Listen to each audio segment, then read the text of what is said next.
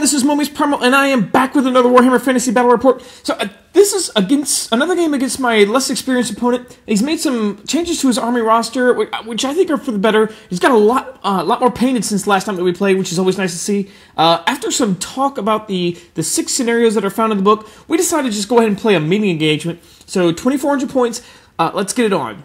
My opponent got really unlucky on the reserve rolls for this game. His strategy involves leading his Gore and Bestigore units with Bull characters to grant them frenzy. So when he rolled for reserves, both the Bull characters came in, but each of the units, the Gore units, got a 1, so they had to be put in reserve. So he figures, you know, instead of splitting the character unit combo up, he'd hold everything back until he could bring it on his turn when he wanted it. So, what did make it on was very minimal. He has a small unit of Ungor Raiders, followed by a Tuskar Chariot, and then a single Razor Gore, and then a small unit of Minotaurs. They have Hammer Up and Shield, and then another Tuskar Chariot, which is actually a scratch build. I hope I have a good picture of it later on, because it's really well done for being scrapped. And then he has 2 mages. The close one there is level 2 Shadow Mage with a feedback scroll, and then the further one is level 1 Beast with the Chalice of Dark Rain. Here's all of the stuff that's starting reserve: 5 Warhounds, 5 Furies, a second small unit of Ungor Raiders. Then he has the 30 Bestigore with the Standard of Discipline, who will be led by his General, which is a Doom Bull, who has the Crown of Command, the Trickster's Helm, and the Opal Amulet.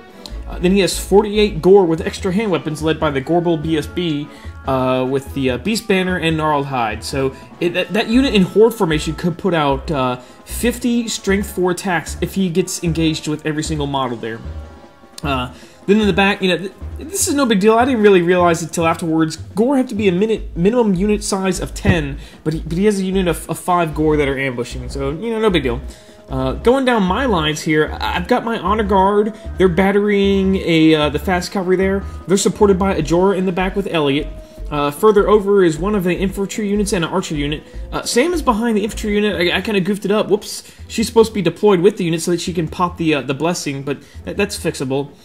Further down, I have 2 trebuchets and the other archer and fast cavalry unit. So my reserves are, I rolled the Pegasus and the other men-at-arm unit, and also Delita, who's my general, he rolled reserve. And just like the Beastmen player, I didn't want to split the knights up and the characters, so I just went ahead and held the knights back too.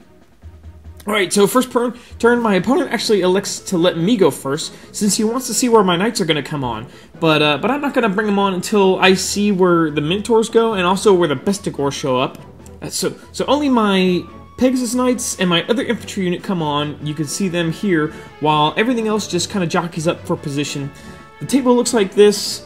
Sam kills 3 Ungor with a magic missile.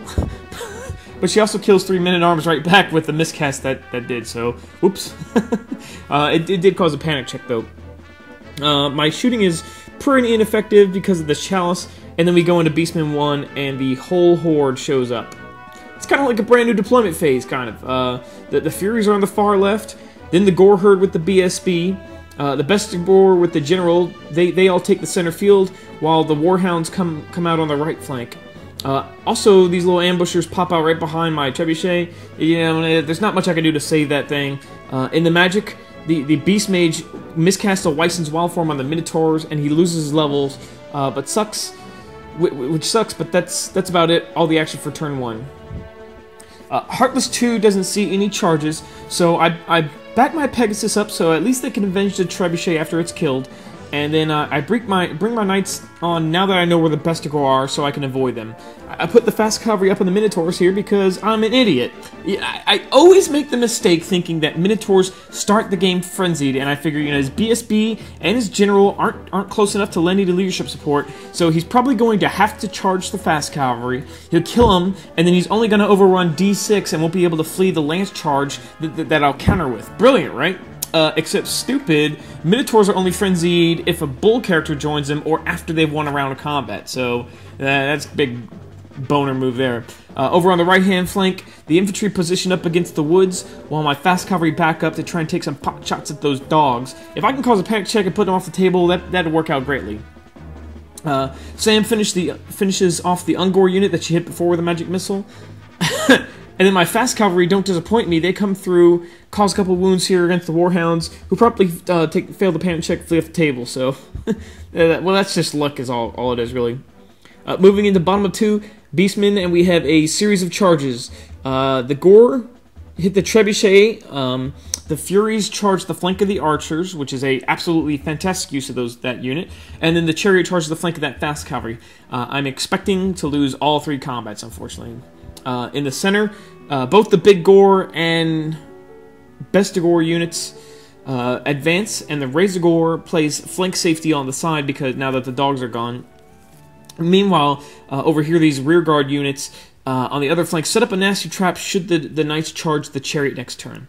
Overall, the board looks like this before combat, and after, well, the Trebuchet dies, and Trebuchet and the fast cavalry lost, which I expected, but the Furies just completely whiff out. They only do a single wound to the Archers, who also do a wound or 2 back. I think my opponent threw like 5 ones out of 8 attacks to hit. I mean, it was crazy. So I don't think maybe I won? I don't know, but regardless, I stuck and I reformed to get more attacks next turn. So now we take it into Heartless 3, and I connect a few of my own charges. The Pegasus are seeking revenge against the Gore that killed the Trebuchet, while my Knights, they connect a rear charge against that Chariot.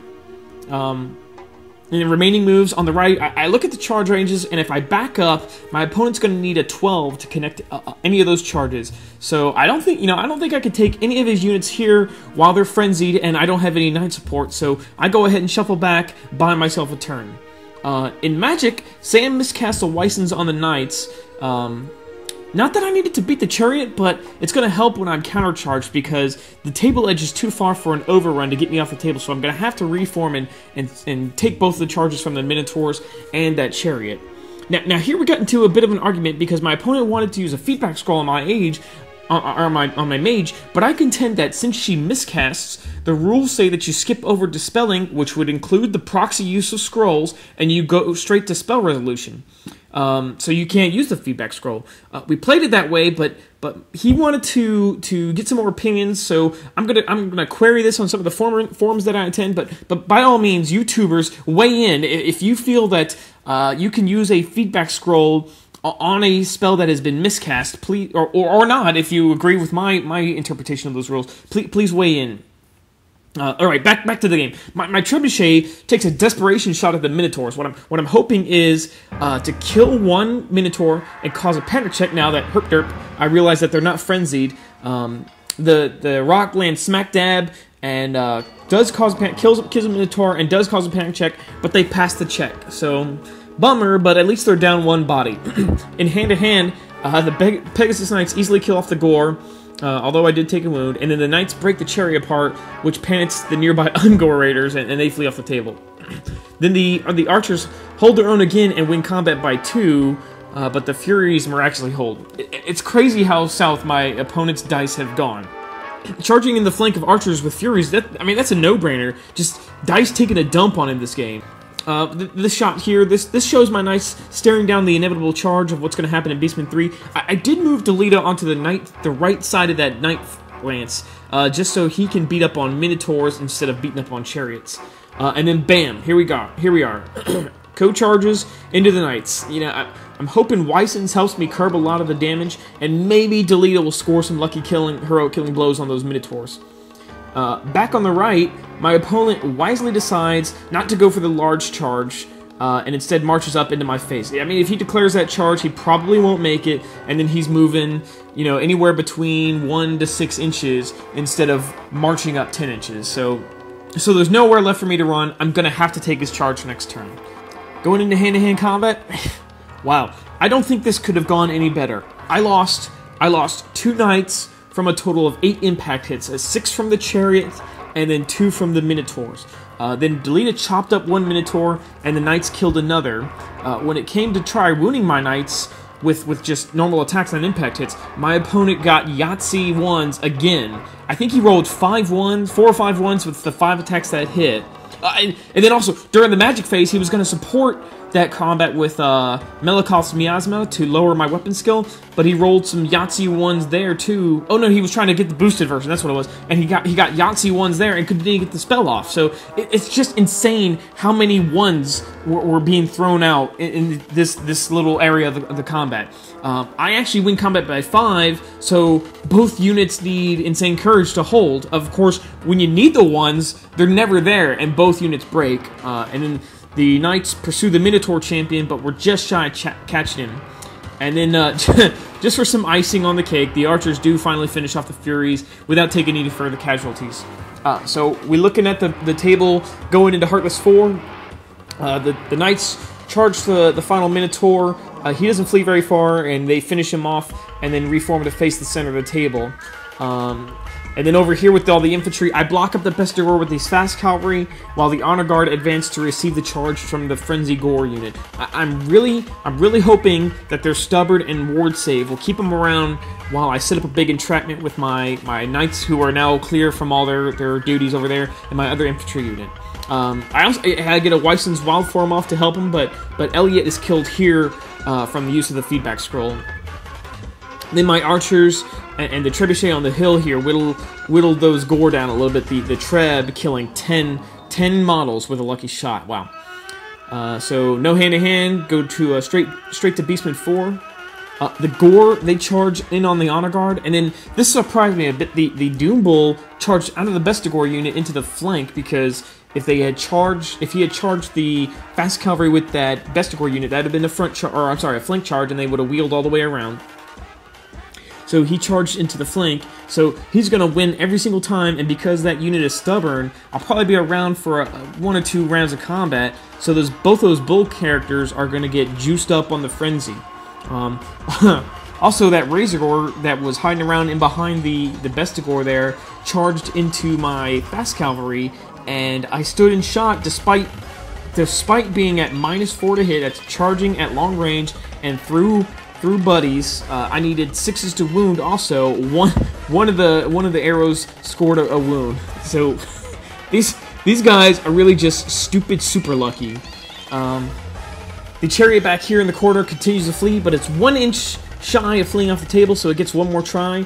And then the Bestigor face up to put the rear charge against the Gore in check from my Knights. In hand-to-hand combat, my Honor Guard, man, they get blitzed. Weisson's barely helped, and I made very, very few ward saves. 18 of my guys die, while on the other side, I only kill 3, even with the Hatred and Strength 4. So I do stick, however, thanks to my stubborn and my nearby BSB. And then the fast cavalry, these guys' lucky streak continues when they finish off that Razor Gore before it even gets a chance to attack. They needed the 6s to wound. It's just unbelievable looking back at all what this unit has done so far in this game. So it's Heartless 5. My infantry that was in the back here charges the flank of the Bestigor. I'm really just hoping to tie him up so my Knights can advance on the Gore without having to worry about them being charged, or being charged by these Bestigor guys. Bretonnian Knights don't want anything to do with weapon skill 4, hatred great weapons. Believe me. So here's a look at the board. If you can really get a look here, Delita's unit and the Pegasus are both priming up into a position to cause a devastating combo charge in the final turn. The Trebuchet targets a Beast Mage who's just chilling out in the middle of the field, kills him. And then hand-to-hand combat, the Gore and the Doom Bull managed to take the Honor Guard down to 1 wound left on the Relic. Man, that was so close, and because this is so critical, because my Knights and my Pegasus Knights are in a spot that if the Honor Guard were all gone, these Gore could reform and face them, and it would be a very, very close charge, easy charge for them to make, which I'm sure would not go well for my Knights. But 1 wound is all I need for that whole unit, for that remaining Honor Guard to be stubborn, and they stick. Then the Men-at-Arms, they do alright against the Bestigor. I think I actually won combat by 2 here. I did 1 or 2 wounds, and I lost 5 in return, but I did win, and the Bestigor held. Okay, so the game is winding down into Beastmen 5. Not a whole lot to do. Most units are in combat. Shadow Mage is just out of range to block the Knights, but he is determined to get a Pendulum spell against my General's unit. way back on the other side, that pesky chariot finally rallies. And then in Magic, my opponent threw another slew of Yahtzee ones to get the pendulum spell. And it failed to go off. So just a massive unluck here for Magic for my opponent. Hand-to-hand combat, of course, sees that last wound on the Honor Guard finish them off. And then the Men-at-Arms hold against the Bestigor again. I think this time it was a draw, so the Bestigor reforms so they can get more attacks. Okay, final Heartless turn here. Let's make it a good one. Bam! Bam! Bam! Triple combo. Knights in the flank, Pegasus in the front, and Men-at-Arms in the other flank. Also, the Fast Cavalry charged that one Lone Mage too. So I guess it makes it a quadruple combo, maybe something. Somebody go play some Killer Instinct to figure it out. Tell me what the 4. I think the 4 was a super combo. Anyways, back to Warhammer. Sam puts a Weissens. Everybody's like, what is he talking about? All right, so Sam puts a Weissens on the Pegasus since they'll be taking the most amount of damage from the gore, and then in combat. And then in combat, after Ultra Thunder Lucky Fast Cavalry, they after all they've done, they finish off that Shadow Mage, and then we go to the big combat in the center, the combo combat. Delita challenges the Gorbel, scores a heroic killing blow, and at this point, my opponent sees no point in continuing rolling dice. I would surely blast through that unit of gore. The Doom Bull would only have the Men-at-Arms to charge, who would surely be steadfast, and that would mean the game. So at the end of the game, the table looks a little bit messy. Some of the models are still dorking around there, but it looks like this. This victory, I kind of chalk it up mostly part to absolutely crazy bad dice rolling on my opponent's saw for some critical things. Because, you know, sometimes all it takes is one spell to see you win a combat, and he could never just get that one spell to work. You know, I could tell he was a bit frustrated with the Beastmen because of their lack of speed and armor, but that's just how this army plays. You know, my knights are strong, but they're not invincible. I really did think I was doomed when I got that combo charge where the Minotaurs and the Chariots co-charged them. I really do like the Beastmen army. Aside from their Lore of the Wild and those really, really ugly Razorgore models, I think they're really very unique, fun to play army. So much so that